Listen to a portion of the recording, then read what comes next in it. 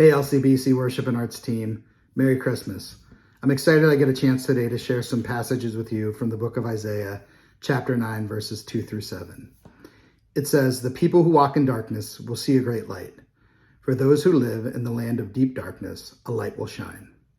You will enlarge the nation of Israel, and its people will rejoice. They will rejoice before you as people rejoice at the harvest, like warriors dividing the plunder. For you will break the yoke of their slavery and lift the heavy burden from their shoulders. You will break the oppressor's rod, just as you did when you destroyed the army of Midian.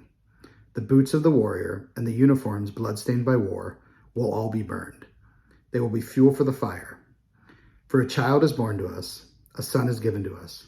The government will rest on his shoulders, and he will be called Wonderful Counselor, Mighty God, Everlasting Father, Prince of Peace. His government and its peace will never end. He will rule with fairness and justice from the throne of his ancestor David for all eternity.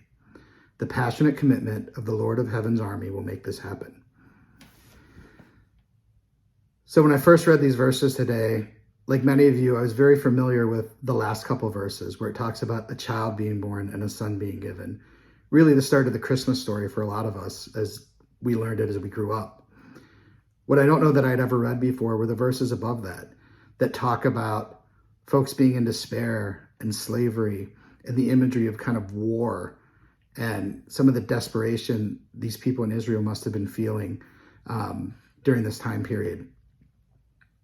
And what stood out to me in this was God really changing the paradigm here from what we might expect, which is if I'm in the middle of a war or I'm feeling oppressed, God may send a mighty warrior or a general or somebody that's going to pull me out of that by force. And what God does in typical fashion is he says, hey, my ways are different and they're better than yours. And I'm not going to send that general. What I'm going to send is a child, the most non-threatening thing that we can probably think of. And he's not going to be forceful, but he's going to be the Prince of Peace. And he's going to be a counselor. And he's going to pull us into his peace. And he's going to do it because he's got a passionate commitment to us.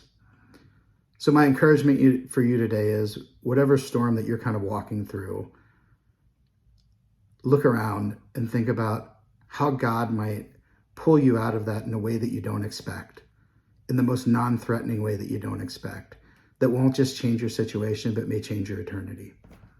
Thanks, gang. Merry Christmas. Have a great holiday season.